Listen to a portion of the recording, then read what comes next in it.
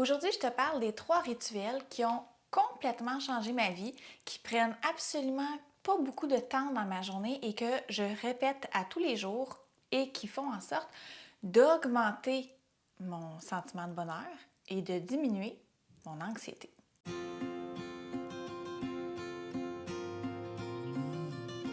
Le premier rituel que j'ai envie de te partager aujourd'hui, c'est mon rituel purificateur par le bain. Alors, presque tous les soirs, là, je m'installe dans la baignoire, j'y ajoute une ambiance, que ce soit de l'encens, des bougies, je vais déposer du sel de mer, des huiles essentielles dans mon bain.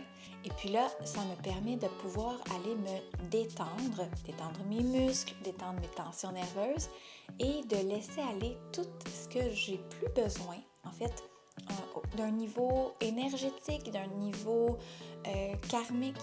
Puis, en fait, ensuite, quand je vais retirer l'eau du bain, je vais rester dans la baignoire jusqu'à temps que l'eau se soit toute écoulée pour vraiment avoir cette image et cette sensation-là de tout ce qui me quitte et de tout ce que je laisse aller. Tout ceci va pouvoir me permettre de me préparer à mon deuxième rituel, qui est mon rituel de yoga ou de méditation. Le yoga, là, c'est tellement plus que juste des postures.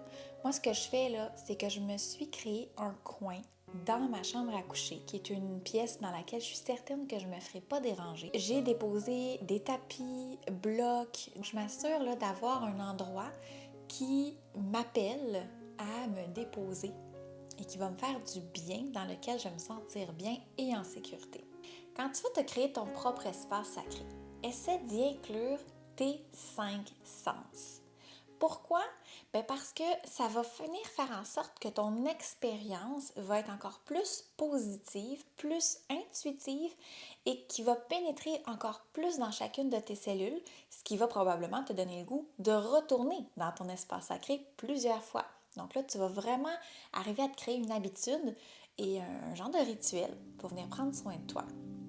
Par exemple, avec de l'encens pour l'odorat, ça pourrait être avec des coussins, une couverture que tu trouves confortable pour le sens du toucher. Pour la vue, tu pourrais y aller avec des images qui sont inspirantes, avec une tapisserie colorée. Pour le goûter, moi je te propose de peut-être te faire une tisane ou une infusion de quelque chose que tu aimes et que tu trouves bon pour pouvoir aller te déposer. Souvent, ce que je vais faire, c'est que je vais mettre des écouteurs. Donc là, je vais pouvoir méditer ou pratiquer ma séance de yoga complètement dans ma bulle à moi, donc sans me faire déranger par des bruits ambiants. Puis, même si je ne vais pas faire une séance complète de yoga, par exemple, si je m'installe puis je fais une ou deux postures que je vais maintenir longtemps pour me détendre puis pour m'intérioriser, par exemple, je pourrais être en train d'écouter un podcast, d'écouter le chant d'un mantra ou simplement de la musique qui m'inspire cette journée-là. Et finalement, mon troisième rituel que je fais tous les jours sans faute, c'est super simple, c'est de suivre mon humeur et mes activités avec un mood tracker.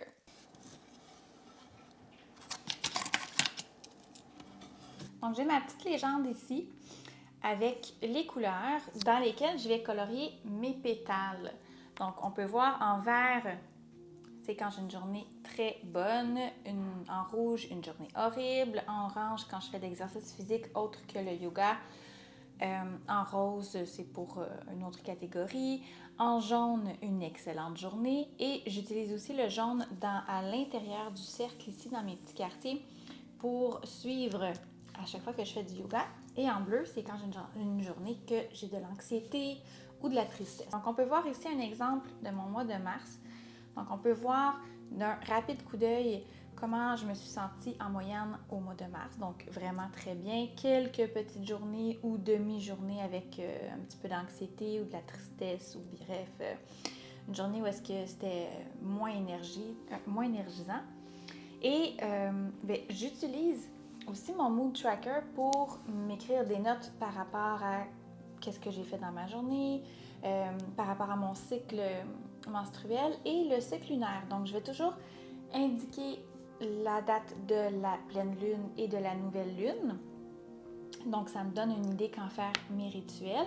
Et je vais également prendre en note les journées où j'ai eu mes règles. Donc, ça me donne toujours mon jour 1, à quelle journée il était, puis ça me permet d'avoir un suivi sur mon cycle menstruel.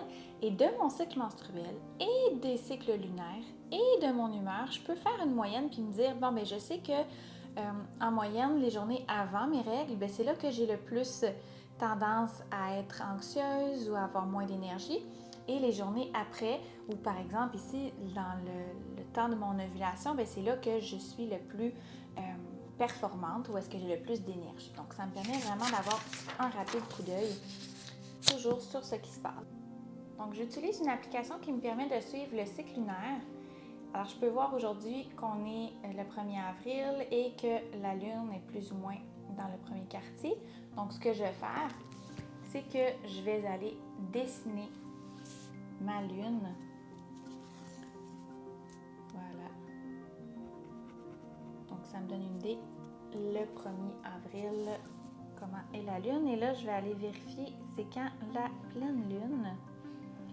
La pleine Lune est le 7 avril. Donc, le 7 avril, je vais aller colorer ma Lune au complet. Et je vais m'indiquer qu'on est la pleine Lune, cette journée-là. Donc, habituellement, la journée de la pleine Lune, ben, en parallèle, on devrait avoir la nouvelle Lune. Donc, je vais aller vérifier avec mon application. La nouvelle Lune devrait arriver le 22 avril. Donc, le 22 avril, ici, on est dans la nouvelle Lune. Et ça va me permettre, voilà, de pouvoir savoir quand est-ce que je dois faire mes rituels de pleine lune et de nouvelle lune, simplement en jetant un coup d'œil rapide ou en remplissant là, mes mood trackers au courant de la journée. Donc, il ne me reste plus qu'à afficher ça sur le frigo. Et à tous les jours, je vais pouvoir simplement venir colorier et écrire mes petites notes. Puis, j'ai un coup d'œil rapide à tous les jours sur qu'est-ce qui se passe, comment je me sens. Puis, en fait, ça fait en sorte que quand je me sens moins bien, quand je suis anxieuse ou quand je suis triste ou j'ai moins d'énergie, souvent, j'ai tendance à me dire « Ah, mais je file jamais bien, c'est jamais le fun. » Tu sais, on est comme « Ah, on a l'impression que ça dure depuis toujours puis que ça va toujours être comme ça. » Alors, je jette un coup d'œil sur mon tracker, puis là, je me dis « OK, ouais, c'est juste une journée. It's just a bad day, not a bad life. Hein? C'est juste une mauvaise journée. C'est pas toute la vie, c'est pas toute ma semaine qui a été comme ça, puis demain, ça va être une meilleure journée. » Fait que ça me permet vraiment d'avoir un regard plus critique puis plus rationnel, en fait. Tu sais, comme à vol d'oiseau sur ma propre énergie puis ma propre vibe, en fait. Voilà. Je pense que c'est le bon terme. Good! J'espère que cette capsule des 3 rituels que j'ai fait au quotidien t'a inspiré à peut-être créer tes propres rituels, d'en prendre conscience. Ça amène notre conscience justement à un autre niveau puis de dire ce que je suis en train de faire en ce moment, là, c'est pour moi que je le fais. Puis c'est vraiment important. Fait que je t'invite, si ce n'est pas déjà fait, à t'abonner sur ma chaîne. Je publie une nouvelle vidéo de yoga en français à chaque semaine, tous les lundis. Tu peux cliquer sur la petite clochette juste en dessous pour pouvoir rien manquer à chaque fois que la nouvelle séance est en ligne. Je t'envoie un petit rappel. Viens aussi me rejoindre sur Facebook et sur Instagram, Yoga avec Karine, et pour tous les programmes en ligne, yogaaveckarine.com. Nous, on se retrouve la semaine prochaine. La lumière en moi illumine la lumière en toi. Namasté.